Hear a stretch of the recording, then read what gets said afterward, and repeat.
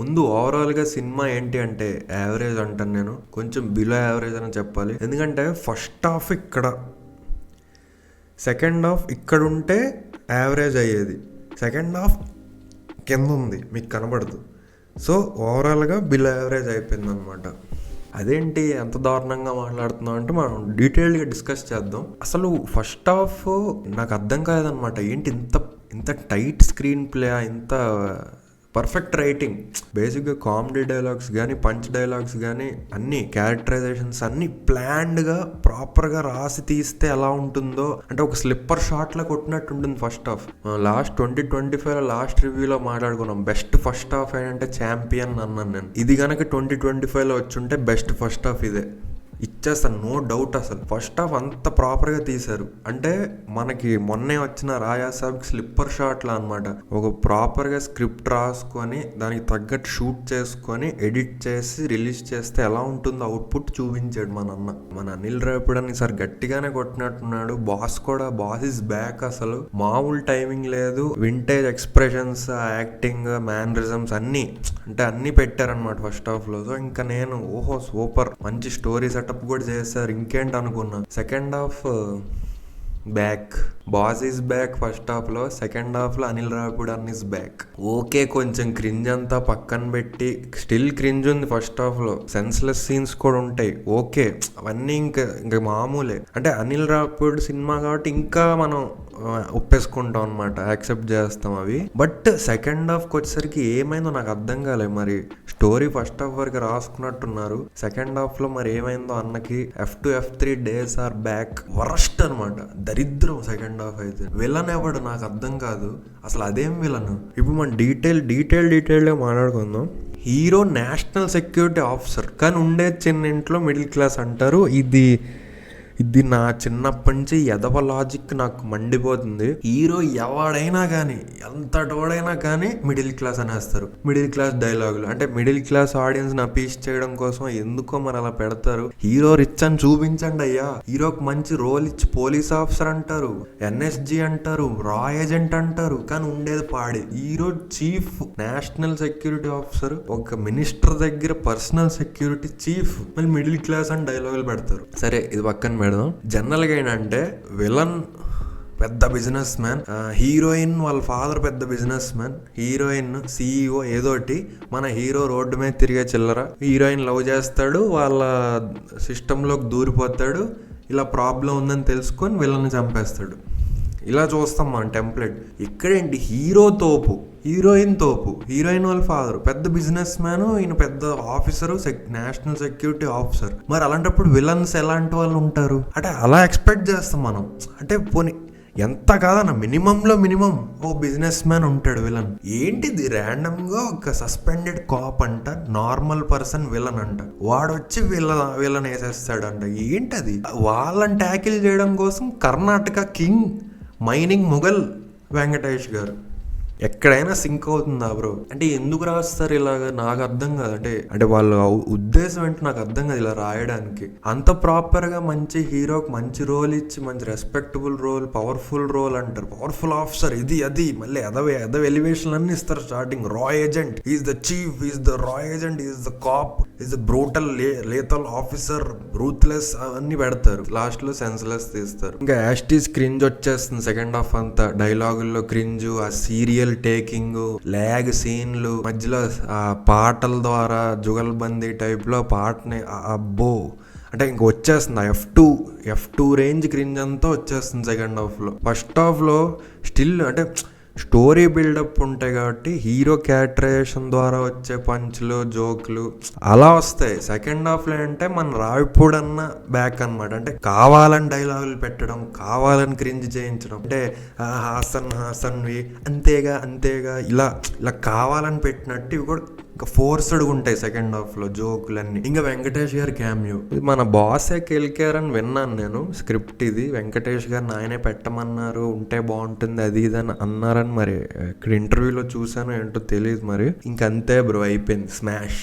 అది నాకు మైండ్లో స్ట్రైక్ అయింది. ఓకే, ఇది ఎవరో కెలికినట్టున్నారు స్క్రిప్ట్ అని. లేకపోతే స్టోరీకి అసలు సంబంధం లేదు బ్రో, అవసరమే లేదు వెంకటేష్ గారు. నువ్వు మామూలుగా నువ్వేదో రాసుకొని ఒక విలన్ ఇలాగా ఒక మంచి విలన్ రాసుకొని ఏదో నాకు తెలిసి సెకండ్ హాఫ్ సమ్ డ్రామా రాసుకొని ఉంటారు, serious emotional drama with comedy రాసుకొని ఉంటారని నా ఉద్దేశం. అనిల్ అన్న ఈ క్యామ్యూలు పెట్టి ఇది పెట్టి అది పెట్టి అనగానే కంపు అయిపోయింది స్క్రిప్ట్ అని నాకు అర్థమైంది. క్యామియో వల్లే కంపు అయిపోయింది బ్రో సినిమా అయితే. ఇంకా వరస్ట్. సో ఇంకా సెన్స్లెస్ ఎలా ఉండే అంటే ఇప్పుడు వెంకటేష్ గారు ఎంట్రీ వస్తారు, కింగ్ ఆఫ్ కర్ణాటక అది ఇది కన్నడ ఆయన అంటాడు. ఆయన రాగానే తెలుగు డైలాగ్ కొడతారు. అది ట్రైలర్లో చూసారు కదా, ఫ్యామిలీ మ్యాన్లా ఉన్నావు, నువ్వేంటి మాస్ ఎంట్రీలు ఇస్తున్నావు అంటే నువ్వు మాస్కా బాస్లా ఉన్నావు అని చెప్పి తెలుగు డైలాగ్ వేస్తాడు వెంకటేష్ అన్న. వెంటనే పక్క నుంచి ఒకళ్ళు వచ్చి ఇది అదే మీరెవరు అది ఇది అంటే ఏదో కన్నడలో మాట్లాడి ఓ సారీ మీరు తెలుగు కదా అండి. మరి ఇప్పుడే కదా నా తెలుగులో డైలాగ్ కొట్టావు, మళ్ళీ ఓ మీరు తెలుగు కదా అని మర్చిపోయినంటేంటి? ఆ ఎలివేషన్ డైలాగులు ఇద్దరు వేసుకోవడం కోసం పెట్టడం, మళ్ళీ వెంటనే ఇది మరి కట్ చేయలేదో మరి ఏం మిస్టేకో తెలియదు, స్క్రిప్ట్ మిస్టేకో, ఓ నువ్వు తెలుగు కదా అంట. ఇలా ఉంటాయి సెన్స్లెస్గా రాస్తే. అంటే ఇరికిద్దాం, ఫోర్స్డ్గా రాద్దాం, ఫోర్స్డ్గా తీద్దాం అంటే ఇలా ఉంటాయి అవుట్పుట్. సంక్రాంతికి వస్తున్నాం ఎందుకు ఫార్ బెటర్ అంటే అది ప్రాపర్. ఎప్పుడైనా బ్రో మీరే చూడండి, హిస్టరీ ఒక డైరెక్టర్ ఒక స్టోరీ అనుకొని ప్రాపర్గా రాసుకొని ఆ తర్వాత దీనికి ఈ హీరో అయితే బాగుంటుంది అనుకొని వెళ్ళి కాంటాక్ట్ అయ్యి స్క్రిప్ట్ నరేట్ చేసి ఒప్పించి తీస్తే అవుట్పుట్ ఎలా ఉంటాయి.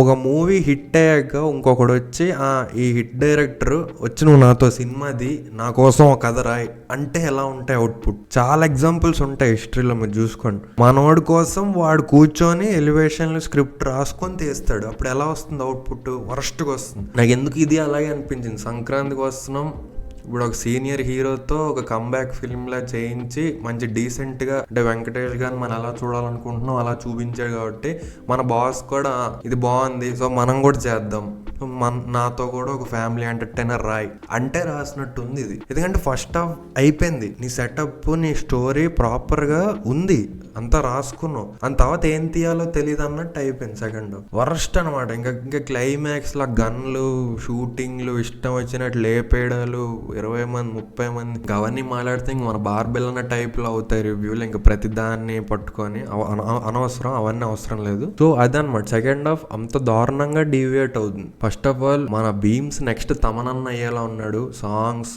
బీజిఎం లౌడ్ అనమాట, వెరీ లౌడ్ బీజిఎం, లౌడ్ అదనమాట. సో పక్కన పెట్టి బీజిఎం అంతా బాగుంది యాక్చువల్గా, బాగా కొట్టాడు అంతా, ఒక సాంగ్స్ బాగున్నాయి. Songs placement worst. సర్ప్రైజింగ్లీ అందరూ మీసాల పిల్ల లేదా last Chiranjeevi sir Venky sir కలిసి చేసిన సాంగ్ బాగుందంటారేమో. నాకు యాక్చువల్గా శశిరేఖ సాంగ్ వర్కౌట్ అయింది. సాంగ్ ప్లేస్మెంట్ నేచురల్ గా ఉంటుంది. మీసాల పిల్ల వరస్ట్ ప్లేస్ లో వస్తుంది యాక్చువల్గా. అంటే మనకు అర్థమైపోతుంది ఇప్పుడు మీసాల పిల్ల సాంగ్, ఇప్పుడు సాంగ్ వస్తుందనో 5 minutes ముందు అర్థం అవడం వేరు, పావు గంట 20 నిమిషాల ముందు అర్థం అవడం వేరు. అంత వరస్ట్ ప్లేస్మెంట్ మీసాల పిల్ల. అంటే ఆ సాంగ్ కోసం ఒక సీన్ రాస్తాడు అన్న, ఒక 10-15 minutes సీన్ ఉంటుంది. సో అదొక్క సాంగ్ బాగుంది, మిగతా తీసేస్తే మన బాస్ ఇస్ బ్యాక్ అదైతే పక్క వింటేజ్. అంటే ఒక అందరివాడు ఆ టైప్ యాక్టింగ్ అనమాట. చూసాం కొన్ని ఎక్స్ప్రెషన్స్ కష్టం చూడడానికి, చాలా ఆడుగుంది. మనం ఆయన యాక్టింగ్ గురించి మనం మాట్లాడేంత వాళ్ళం కాదు. ప్లస్ ఎందుకో ఈ మూవీలో కాస్ట్యూమ్స్ చాలా బాగా కేర్ తీసుకొని చేసినట్టుంది. కాస్ట్యూమ్స్ బాగున్నాయి. షర్ట్ లోపల టీ షర్ట్ కాకుండా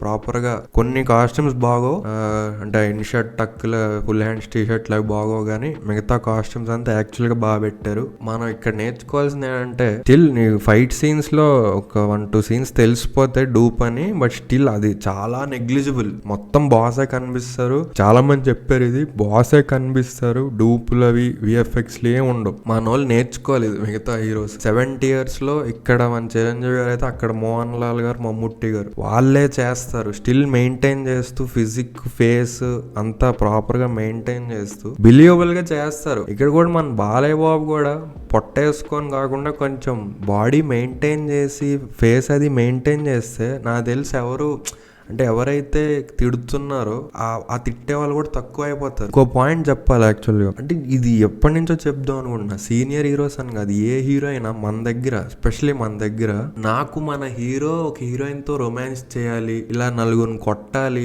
అని ఎవడు ఎక్స్పెక్ట్ చేస్తున్నాడో నాకు తెలియదు. ఓకే, సినిమా స్టోరీ ప్రకారం క్యారెక్టర్ ఏం చేయాలి, ఇప్పుడు కొట్టాలి అంటే ఒక కొట్టాలి, ఇప్పుడు హీరోయిన్ లవ్ చేయాలంటే లవ్ చేయాలి, అలా పెడితేనే నేను చూస్తాను. అంతేగాని మా చిరంజీవి గారు ఇద్దరు హీరోయిన్లతో డాన్స్ చేయాలి, వాళ్ళిద్దరితో రొమాన్స్ చేయాలి అంటే వాళ్ళెవరో రొమాన్స్ చేసుకుంటే నాకేంటి ఆనందం, నాకు అర్థం కాదు. ఇలా ఇలా ఎందుకున్నారు ఫ్యాన్స్? అంటే మా అన్న రొమాన్స్ చేయాలి హీరోయిన్ తో, మా అన్న ఫైట్ చేయాలి. ఒక హీరోయిన్ తో రొమాన్స్ చేసేదాన్ని నువ్వెందుకు ఫ్యాంటసైజ్ చేసుకొని నువ్వెందుకు కోరుకుంటున్నావు? అది ఇప్పుడు నేను కాజల్తో యాక్ట్ చేయాలనుకుంటాను కానీ ఆయన ఎవరో కాజల్ రొమాన్స్ చేస్తే నేను చూడడం ఏంటి బ్రో? అర్థమైందా నా లాజిక్? ఇప్పుడు 70 ఏళ్ళు వచ్చినా ఎవడికి కావాలి?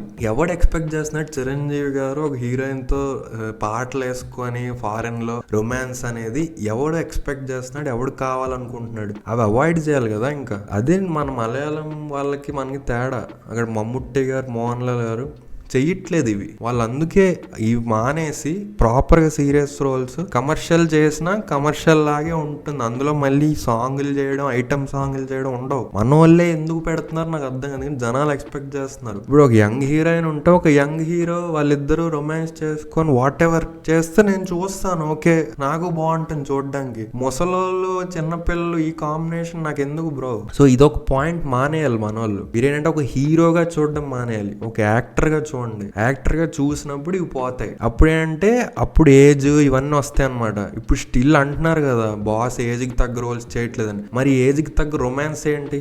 మీ లాజిక్ ప్రకారం రొమాన్స్లు సాంగ్లు కూడా చేయకూడదు కదా ఆ ఏజ్ లో. ఎందుకు చేస్తున్నారు మీరెందుకు? Why are you fine with it? ఆ పాయింట్ అయిపోయిందా? రెండో పాయింట్, ఇప్పుడు అవుట్ ఆఫ్ ది రివ్యూ నా పాయింట్ ఏంటంటే, ఇంటర్వ్యూలో చూసామన్న అనిల్ అన్నది, నేను ఒక సెట్ ఆఫ్ ఆడియన్స్ కోసం తీస్తున్నాను, వాళ్ళు ఎప్పుడైతే క్రిటిసైజ్ చేస్తారో అప్పుడు కరెక్ట్ చేసుకుంటా, అప్పటిదాకా నేను ఇంతే తీస్తా అన్నారు. అంటే ఇప్పుడు ఇదే కదన్న లాజిక్. అంటే ఇప్పుడు ఫ్యాన్స్ కోసం తీస్తున్నా నేనంటే అది ఒప్పుకుంటారా? మరి ఓన్లీ ఫ్యాన్స్ కోసం నేను తీస్తాను, వాళ్ళు మానేయమంటే అప్పుడు మానేస్తానంటే అదేంటది? ఇప్పుడు ఫ్యామిలీస్ ఎందుకు? ఇప్పుడు ఫస్ట్ ఆఫ్ ఆల్ ఫ్యామిలీస్ అంటే మన వాళ్ళు చాలా రాంగ్ అజంప్షన్స్ లో ఉన్నారు. ఫ్యామిలీ అంటే బేసిక్ గా ఇక్కడ ఒక హస్బెండ్ వైఫ్, మనకు బేసిక్ గా ఫ్యామిలీ అంటే అదే. ఎందుకంటే నువ్వు ఒక్కడివే వెళ్తే ఫ్యామిలీ అవ్వవు, కానీ పేరెంట్స్ వెళ్తే మాత్రం ఫ్యామిలీ అయిపోయింది. ఇప్పుడు చిన్న పిల్లల్ని కలపద్దు. చిన్న పిల్లలు ఎలాగో వాళ్ళు ఎంజాయ్ చేసేది వేరు ఉంటుంది, అక్కడ వాళ్ళ ఒపీనియన్ మ్యాటర్ కాదు. ఫ్యామిలీస్ అంటే బేసిక్ గా హస్బెండ్ వైఫ్ అనే మనం మాట్లాడుకునేది మీనింగ్. సో వాళ్ళు అందులో కూడా మిడిల్ ఏజ్డ్ ఫ్యామిలీస్, వాళ్ళు రోజు చూసే సీరియల్స్, జబర్దస్త్, డీ షోలు, ఈ క్రింజ్ అంటే ఒక రోజులో వాళ్ళు కన్జ్యూమ్ చేసేది మోస్ట్లీ క్రింజే ఇప్పుడు జనరేషన్ కి. అంటే ఇది ఒక 10-15 ఇయర్స్ బ్యాక్ వర్కౌట్ అవుతుంది ఈ కామెడీ. బట్ స్టిల్ ఎందుకు పెడుతున్నాం, స్టిల్ ఎందుకు వర్కౌట్ అవుతుందంటే వాళ్ళు ఇంకా అక్కడే ఉండిపోయారు. వాళ్ళకి అదే కామెడీ, వాళ్ళ స్టాండర్డ్స్ అదే, వాళ్ళు ఓకే, వాళ్ళకి అది చాలు. నువ్వు అది పట్టుకొని వాళ్ళు ఎప్పుడైతే చెప్తారో అప్పుడే కరెక్ట్ చేసుకుంటా అంటే ఇక్కడ మేము మరి చెప్పేది ఏంటి? మాలాంటి వాళ్ళు పాయింట్అవుట్ చేసేది వేస్ట్, అది కరెక్ట్ కాదనా? మరి అలా అయితే నేను ఫ్యాన్స్ కోసం ఇప్పుడు నేను ఓన్లీ ఓజీ, దేవరా ఇలాంటివే తీస్తా, ఫ్యాన్స్ ప్లీజింగ్ తీస్తా, మొత్తం ఫైట్లు పెట్టి ఎలివేషన్లు పెట్టి కేజీఎఫ్ సలార్ లాగే తీస్తాను. అది ఫ్యామిలీస్ చూడరు. మరి నాకు అవసరం లేదంటే ఎలాగా? వాళ్ళకి నచ్చదంటారు. ఇప్పుడు వాళ్ళేంటి సలార్ అంటే ఏంట్రా బాబా, గోలేంటా, బీజిఎంలేంటా, ఫైటింగ్ లేంట అంటారు. ఏమో వీళ్ళు ఎప్పుడైతే వచ్చి నన్ను కరెక్ట్ చేస్తారో అప్పుడే మారుతానంటే అవుతుందా? అలా క్రిటిసిజం అలా ఎలా డిఫైన్ చేస్తారు మీరు? నాకు ఒక ఆడియన్స్ ఉన్నారు, వాళ్ళు చూసేస్తున్నారు కాబట్టి తీసేస్తానంటే వెన్ విల్ యూ ఇంప్రూవ్, లేదా when will you take criticism? So అది నా పాయింట్. ఏంటంటే వాళ్ళు చేయరు, వాళ్ళు డెఫినెట్గా క్రిటిసైజ్ చేయరు. F2 F3 నువ్వు ఎంత క్రింజ్ చూసేస్తారు, ఎందుకంటే రోజు చూసే షిట్ అది వాళ్ళు. సో వాళ్ళకి బాగానే ఉంటుంది. నువ్వు వాళ్ళని స్టాండర్డ్స్గా తీసుకొని ఇది బాగా తీస్తున్నా కదా సినిమాలు అనేసుకోకూడదు. మనం యాక్చువల్గా పాయింట్అవుట్ ఎవరైతే చేస్తున్నారో వాళ్ళు మనం కన్సిడర్ చేయాలి. లేదు మనం క్రింజే తీస్తున్నాము, ఇది కామెడీ క్రింజే, ఇది కొన్ని సీన్స్ సెన్స్లెస్గా ఉంటాయి, ఈ హాసన్లు ఇవి యాక్చువల్గా క్రింజ్ అని మనం గుర్తించాలన్నమాట. అంటే అట్లీస్ట్ కన్సిడర్ చేయాలి ఒపీనియన్స్ ని, అప్పుడు ఏమైనా రిఫైనింగ్ కి ఛాన్స్ ఉంటుందని నా ఉద్దేశం. మీరేమంటారో దీని మీద మీ ఒపీనియన్ కామెంట్ చేయండి. సో అది మెయిన్ పాయింట్. అయితే అది అనిల్ రావిపూడి అన్న అంటే యాక్చువల్ గా పొటెన్షియల్ ఉంది. నేను ఏం చెప్తున్నా అంటే స్క్రీన్ ప్లే లో is the best in Telugu అంటాను నేను. టైటెస్ట్ డైరెక్టర్ అనిల్ అన్న, నిజంగా అంత ఉంది. అంత స్కిల్ ఉంది, అంత పొటెన్షియల్ ఉంది. సుప్రీం, భగవంత్ కేసరి, పటాస్ అంటే అనవసరమైన వాటి మీద వేస్ట్ చేస్తున్నాం అని నా ఉద్దేశం. ఇంకా బెటర్ అవుట్పుట్, బెటర్ సినిమాలు తీయగలవు. టోటల్గా న్యాచురల్ కామెడీ తీస్తామని నేను ఎక్స్పెక్ట్ చేస్తున్నా. సో చాలా ఎక్కువ సోది వాగేశాను. సినిమా రివ్యూ అయితే అది భయ్యా, మీరు కూడా చూడండి, చూసి మీ ఒపీనియన్ కామెంట్ చేయండి. సో మళ్ళీ నెక్స్ట్ రివ్యూలో కలుద్దాం. అంతవరకు ఎంజాయ్ చేయండి. ఉంటాం మరి, బాయ్.